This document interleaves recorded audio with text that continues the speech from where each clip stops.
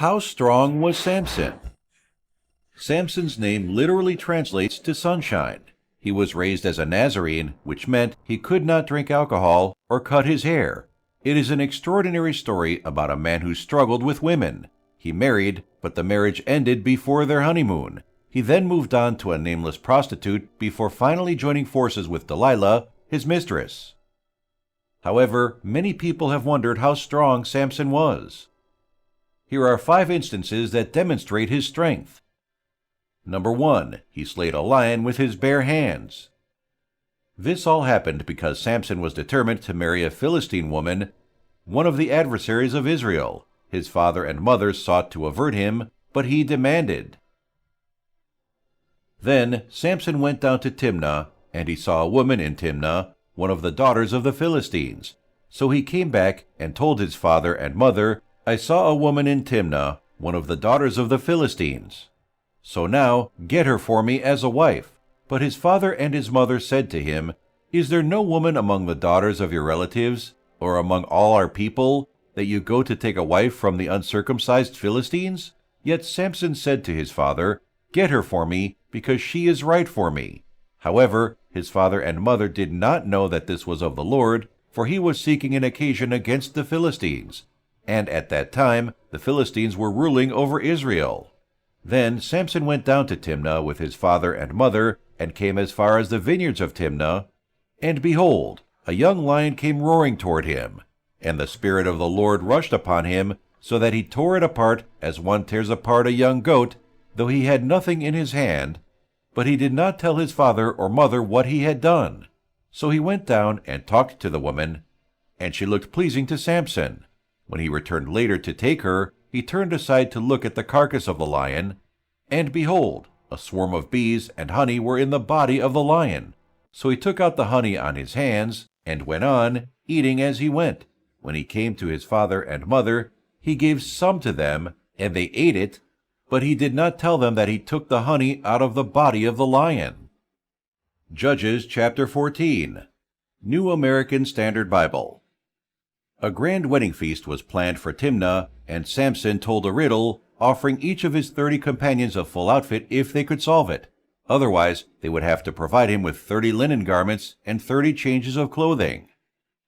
The riddle was, "Out of the eater came something to eat, and out of the strong came something sweet." It referred, of course, to his slaying of the lion and to his finding the honey in its carcass.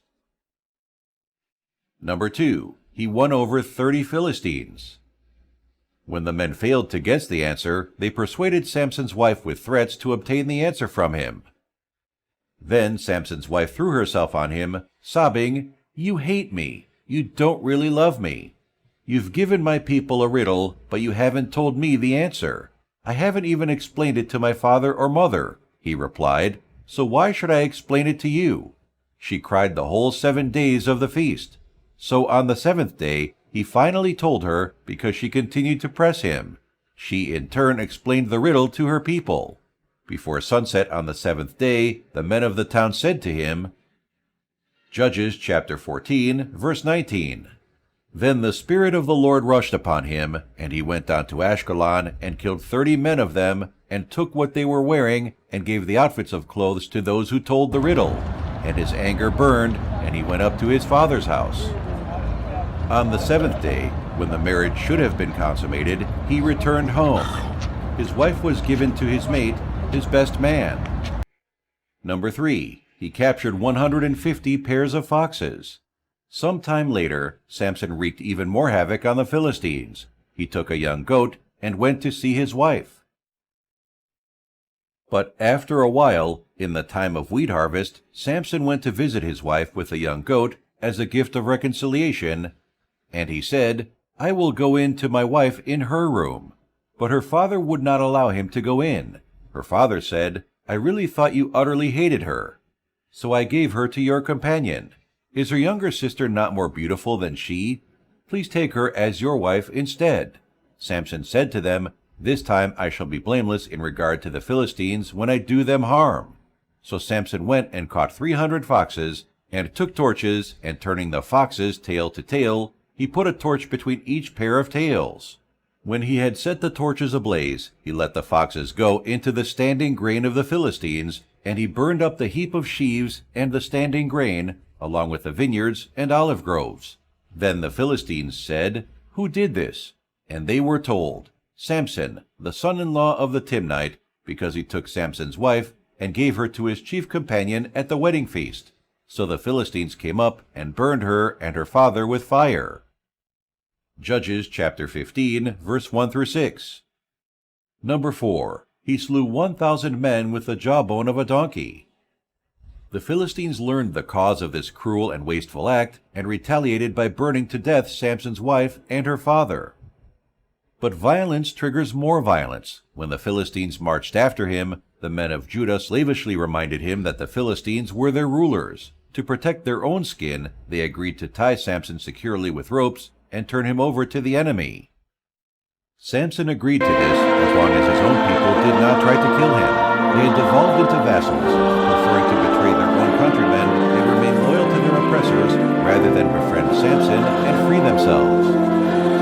Judges chapter 15, verse 14 through 17. When he came to Lehi, the Philistines came shouting to meet him. And the Spirit of the Lord came upon him mightily, and the ropes on his arms were like flax, linen that had been burned, and his bonds dropped off his hands. He found a fresh jawbone of a donkey, so he reached out his hand and took it and killed 1,000 men with it.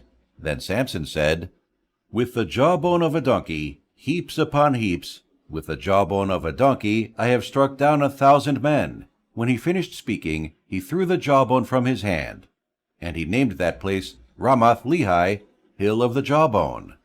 There is a play on words in Judges chapter 15, verse 16, as if to say, "With the jawbone of an ass I have assassinated them," or "With the jawbone of an ass I have piled them in a mass. With the jawbone of an ass I have assailed assailants." Moffat. One might wonder why the Lord bestowed such a great victory with such an unlikely weapon. Samson was forbidden to touch anything unclean, and the jawbone was unquestionably unclean, being a part of a dead animal. But the unusual weapon made it clear that the victory was supernatural, bestowed by God through unlikely means. Number 5. He carried the city gates for nearly 40 miles. Samson's unbridled lust led him to the house of a harlot in the Philistine city of Gaza near the end of his tenure. The citizens of the city believed they had finally captured their adversary. But Samson arose at midnight and carried off the city gates, as well as the 2 gateposts, to the top of the hill facing Hebron, a distance of nearly 40 miles. Samson then fell in love with Delilah, a Philistine woman. When this was discovered, the Philistine lords offered her a large reward if she could trick Samson into revealing the secret of his great strength. On her first attempt, Samson said that if he were bound with 7 fresh bowstrings, he would become weak. She then tied him with 7 new bowstrings, implying that the Philistines were about to pounce on him. But Samson snapped the cords like a strand of yarn. Number 6. He destroyed the temple of Dagon and slew 3,000 people. Delilah followed Samson's advice on the second attempt, binding him with new ropes and warning him that the Philistines were closing in for the kill. But once again, Samson shattered his bonds as if they were thread. Still playing with fire, Samson told Delilah that if she wove the 7 locks of his hair and then fastened them into the web of the loom, he would be helpless. He left with the batten and the web after she woke him up with the warning that the Philistines were about to seize him. Finally, Samson broke down and revealed the secret of his strength to Delilah. While not the source of his power, his long hair was an outward manifestation of his Nazirite status, his separation from God. It was his relationship with God, not his hair, that made him strong. But if he lost his hair, he would be powerless. Delilah realized that she had discovered his secret. She summoned the Philistines while he was sleeping on her knees. One of them shaved his head, and his strength left him. C.H. Mackintosh observes, "The lap of Delilah proved too strong for the heart of Samson, and what 1,000 Philistines could not do was done by the ensnaring influence of a single woman."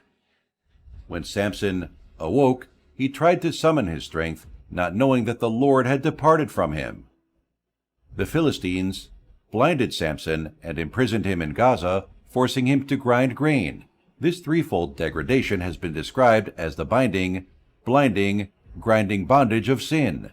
But his hair gradually began to grow back. When the Philistine lords held a large sacrifice in honor of their god, Dagon, they brought Samson forth as an example of what their god had done for them. They also forced him to entertain them with his feats. During the feast, Samson took hold of the temple's 2 middle pillars, prayed to the Lord for strength, and then pushed the pillars down, demolishing the structure. Everyone was slain. Samson slew more people in his death than he had in his life, according to the sad record. With the Spirit of God upon him, Samson was a powerful man with supernatural strength. According to the story, he was also very intelligent and had an unusual sense of humor. While he had nearly unlimited potential to save his people from the Philistines, his story ends in unnecessary tragedy. His fatal cohorts were disobedience, defeat, disgrace, and destruction. Despite having the Lord's Spirit upon him, his sexual desires of the flesh controlled his life. He was brave in front of men, but weak in front of women. The story of Samson and Delilah teaches us many important lessons. Despite being born with incredible potential, Samson lost his life due to sin. The lesson for us is that the more we allow the glamour and allure of sin to influence us, the more blind we become. This extraordinary story tells us that Samson was spiritually blind long before his eyes were gouged out. We must accept the fact that sin can infiltrate every aspect of our lives. We must understand that sin has a blinding and numbing effect on us. Otherwise, we will become entangled in it, just as Samson did. All sin, especially sexual sin, has dire and sometimes fatal consequences. Sin binds us, then blinds us, and finally grinds away at us slowly and inexorably. In reality, sin will lead us further than we intend. It will keep us for longer than we intend to stay. Furthermore, sin will cost us more than we expect. We must heed the stern caution. Above all else, guard your heart, for it is the wellspring of life. Samson also demonstrates that he was a vengeful man who pouted when things didn't go his way. Most telling are his references to, "I have a right to get even." This, too, was the same mindset of the Philistines. It is strikingly similar to today's worldview and contradicts Christ's teachings. Despite all of Samson's flaws, he did return to God before he perished. In reality, Samson's death significantly hampered the Philistines' oppressive actions. Samson's destruction of the Dagon temple played a significant role in their defeat at Mizpah by Samuel and the children of Israel some 100 years later. 1 Samuel chapter 7, verse 7 through 14. When the Philistine rulers heard that Israel had gathered at Mizpah, they mobilized their army and advanced. The Israelites were badly frightened when they learned that the Philistines were approaching. "Don't stop pleading with the Lord our God to save us from the Philistines," they begged Samuel. So Samuel took a young lamb and offered it to the Lord as a whole burnt offering. He pleaded with the Lord to help Israel, and the Lord answered him. Just as Samuel was sacrificing the burnt offering, the Philistines arrived to attack Israel. But the Lord spoke with a mighty voice of thunder from heaven that day, and the Philistines were thrown into such confusion that the Israelites defeated them. The men of Israel chased them from Mizpah to a place below Bethkar, slaughtering them all along the way. Samuel then took a large stone and placed it between the towns of Mizpah and Jeshanah. He named it Ebenezer, which means the stone of help, for he said, "Up to this point the Lord has helped us." So the Philistines were subdued and didn't invade Israel again for some time. And throughout Samuel's lifetime, the Lord's powerful hand was raised against the Philistines. The Israelite villages near Ekron and Gath that the Philistines had captured were restored to Israel, along with the rest of the territory that the Philistines had taken, and there was peace between Israel and the Amorites in those days. In the end, God saw Samson as a man of faith. This is demonstrated by the fact that he is listed in the Hall of Faith. When we read through the names in the Hall of Faith, we discover that no one was perfect. Samson was the strongest man who ever lived, but the strength came from God. More importantly, Samson allowed God to use him. James chapter 4, verse 8, Amplified Bible. "Come close to God with a contrite heart, and he will come close to you. Wash your hands, you sinners, and purify your unfaithful hearts, you double-minded people." He is willing to meet us right where we are and take us wherever he wants if we let him.